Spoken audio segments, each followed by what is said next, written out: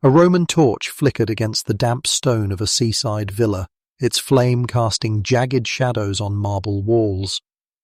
Outside, the waters of the Aegean lapped gently against the coast, masking the whispers of deals struck in secret. It was 75 BCE, a year when Rome's dominance stretched across the Mediterranean, yet its most ambitious men were still little more than gamblers at the table of fate. On this night, Julius Caesar, young, daring, desperate, would pay what history remembers as the most expensive price ever given for a woman's company, a sum so vast that it equaled 6,000 years of an ordinary labourer's wages. The name Caesar already carried weight among the Roman aristocracy, but at this point he was not yet the general, not yet the dictator, not yet the man who would stand on the edge of the Rubicon with destiny in his eyes. He was a rising politician, drowning in debt, a man willing to spend recklessly on silk, on statues, on gladiators, on anything that signalled wealth and power. But this act was different. It was not just lust, it was spectacle. Imagine the streets of Rome where an unskilled worker might earn 1 denarius a day, barely enough to feed his family bread and olives. Multiply that by a lifetime, by centuries, by 6 millennia. The amount Caesar threw down for a single night's pleasure was the kind of figure that made senators gasp, creditors salivate, and enemies sharpen their knives. Did he do it to flaunt power, to humiliate rivals, or was it a moment of sheer unbridled desire? Whispers swirled through taverns and markets. Caesar had bought not just a prostitute, but the living emblem of luxury in the Mediterranean world, a courtesan so rare, so devastatingly beautiful that kings, satraps, and generals had competed for her attention. She was said to be of Greek origin, trained in poetry, dance, and the subtle arts of conversation. Her price had risen with every conquest, every rumour, until finally it was beyond comprehension, and Caesar, reckless and ambitious, made sure it was his name attached to that price. But why? The Roman Republic was a place where scandal could destroy a career as surely as a sword could cut down a soldier. Caesar knew this better than anyone. His enemies already mocked him as a plaything of powerful women, a man whose hunger for luxury made him weak. But Caesar also understood Rome's twisted admiration for audacity. In a culture where honour was won on the battlefield and in the Senate, sometimes a display of excess was itself a weapon. To spend more than anyone else dared was to prove that you were untouchable. And yet, behind the bravado lay ruin. Caesar's debts were legendary. He borrowed from every wealthy patron he could find, most famously from Marcus Crassus, the richest man in Rome. Did he borrow to pay for this infamous night? Some historians believe so. Others argue the story was later exaggerated by his enemies who delighted in portraying him as a man ruled by his appetites. Still, the numbers survive in ancient records, echoed by chroniclers who could not resist the tale. The young Caesar, future conqueror of Gaul, squandered 6,000 years of wages on one woman. Picture the villa itself, perfumed air heavy with incense, a chamber lit by oil lamps, marble floors softened by imported carpets. Caesar, tall, broad-shouldered, with piercing eyes, pacing in anticipation. Servants scurried silently, pouring wine from Rhodes, setting trays of figs and honey. And then, her entrance.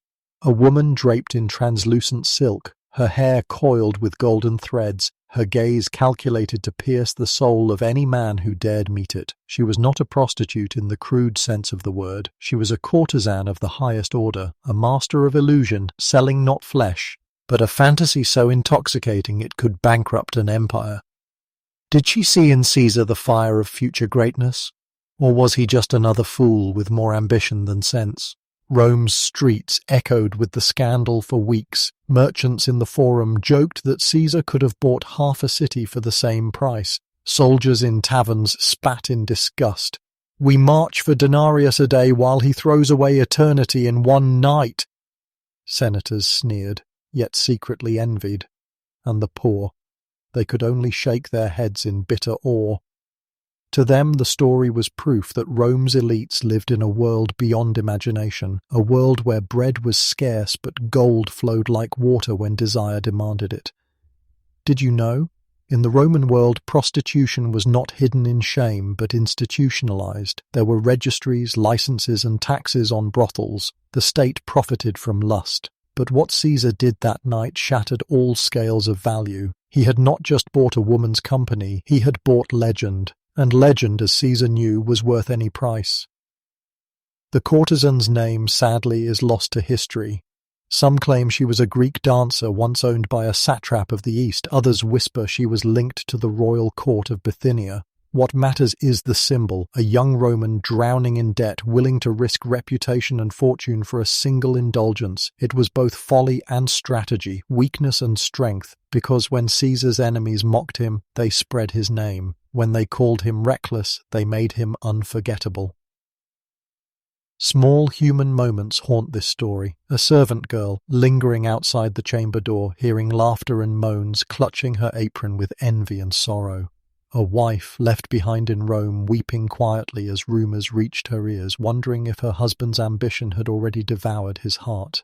A creditor, scribbling Caesar's name on a wax tablet, calculating interest, knowing that every scandal bound the young man tighter in chains of debt. And yet Caesar walked out of that villa not as a ruined man, but as a rising one, too. The Romans' audacity was often indistinguishable from genius. A man who dared such extremes, who lived as though the Republic itself were his purse, might just be the kind of man who could defy fate itself. A storm rolled over the 7 hills of Rome, thunder rattling tiles loose from crumbling rooftops. In the Senate, men whispered about war in Spain, unrest in the East, and debt strangling even their wealthiest peers. Yet one story still clung to Caesar's name long after the night had passed, the bargain of 6,000 years of wages for one woman's company. What began as scandal soon hardened into legend, and legend, whether shameful or glorious, was Caesar's sharpest weapon. Rome had always been a city obsessed with wealth, but wealth in Rome was never just about coin, it was theatre. Senators competed by throwing lavish banquets, gladiatorial games, and triumphal parades. Generals looted entire provinces, not simply to enrich themselves, but to humiliate rivals by showing that their plunder was greater. In this brutal economy of spectacle, Caesar's act, so obscene in scale, fit perfectly. He turned lust into politics, indulgence into intimidation. Consider the mathematics again. A soldier in Caesar's future legions might fight and bleed for 1 denarius a day, marching through snow, deserts, and forests. A craftsman in Rome might save for years to buy a modest home, yet Caesar's single payment was greater than all their lifetimes combined. That sum alone could have armed thousands of troops, built aqueducts, or restored temples. Instead, it purchased 1 night. For his enemies, this was proof that Caesar was reckless, corrupt, and weak. For his allies, it was proof that Caesar was willing to stake everything on the audacity of being remembered. This was not the story of simple lust, it was the story of how extravagance became armor, how scandal became a tool, how even in his youth, Caesar bent the rules of society to his will. Rome may have mocked, but Rome also remembered, and that, above all, was Caesar's goal. For in the Republic, to be forgotten was death, to be. But this story was not unique in the wider world. Across the Mediterranean, wealth and desire were tightly bound. In the courts of the East, Persia, Bithynia, Egypt, rulers spent fortunes on harems and concubines. The Ottoman Empire, centuries later, would institutionalize this on a massive scale, slave markets feeding the palaces of sultans, where women from as far as Circassia and Hungary were trained in music, dance, and seduction, sold like treasures of flesh. The Romans were not so different. They just cloaked their indulgence under the guise of patrician privilege. Did you know? In some Roman auctions, captured women from conquered lands were paraded before crowds, their value rising not by their skills but by their beauty. Records tell us that noble women, once proud and defiant, were stripped of their names, branded with marks, and sold like cattle. For a moment, imagine a Gaulish mother clutching her child as soldiers dragged her to a marketplace, the hammer falling as strangers shouted bids. That too was Rome's economy, power translated into flesh. Caesar's bargain, then, was not an isolated act of lust, but a reflection of a world where human lives were commodities, where power was measured not just by legions, but by how extravagantly one could consume. And in that world, Caesar proved he could consume more than anyone else. The legacy of this scandal deepened as Caesar rose in power. His enemies never let him forget it. Cicero, Rome's master of words, sneered at Caesar's effeminacy and mocked his reputation with women. Political pamphlets painted him as a man enslaved by desire, unfit to lead. Yet, paradoxically, those same insults made him famous. The people of Rome loved stories of their leaders' excesses, just as crowds today devour gossip about the wealthy and powerful. Every whisper, every insult, every joke etched Caesar's name deeper into the colossus of the Republic. Human costs lurked in the shadows of this tale. Imagine a poor Roman father labouring in the fields, hearing that Caesar had spent more on a night of pleasure than his family could earn in 1,000 lifetimes. Did he rage? Did he despair? Or did he, like so many others, resign himself to the truth that the Republic was not built for him but for men like Caesar? Imagine Caesar's own wife, Cornelia, left behind while her husband became the subject of ridicule in every forum and villa. Did she grit her teeth and endure, or did she quietly plot her revenge in silence? History does not tell us, but the silence itself is telling. And what of the courtesan herself? Though nameless, her story lingers like perfume on a vanished robe.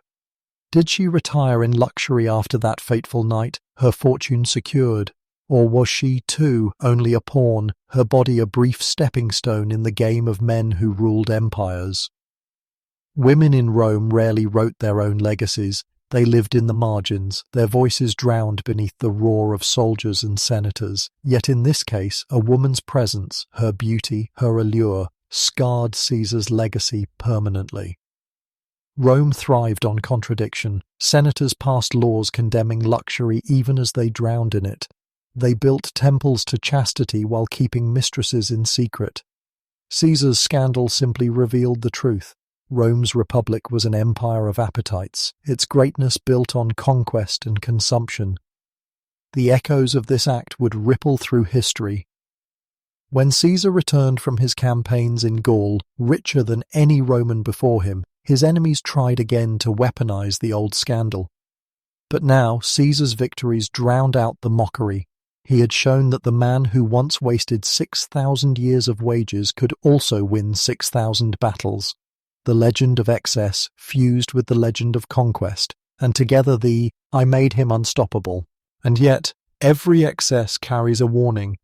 Caesar's hunger for more wealth, more glory, more desire would eventually lead him to the Senate floor on the Ides of March. Surrounded not by courtesans but by daggers, his ambition met its ultimate price. In that moment, one could almost hear the mocking whispers of his youth echoing through the chamber. Here lies Caesar, who once bought eternity for one night. The legacy of wealth and desire did not end with Caesar. It is a mirror held up to humanity itself. Across ages and empires, men have bankrupted kingdoms for beauty, squandered fortunes for lust, and traded power for moments that vanish like smoke. The Ottoman sultans with their harems, the medieval kings with their mistresses, the modern elites with their scandals, each is a thread woven from the same fabric. Rome's poor remained poor, its soldiers still fought for scraps, its women still wept in silence. The world moved on, but the story remained, told and retold in whispers and chronicles. Julius Caesar may have conquered Gaul, crossed the Rubicon, and reshaped the Republic, but in the shadows of his triumphs there lingers the haunting reminder that even the greatest men are slaves to their hungers. And so the question endures, was it weakness, or was it genius? Was Caesar destroyed by desire, or did he wield it as one more weapon in his relentless rise? History offers no easy answer. But the echo remains, chilling and eternal.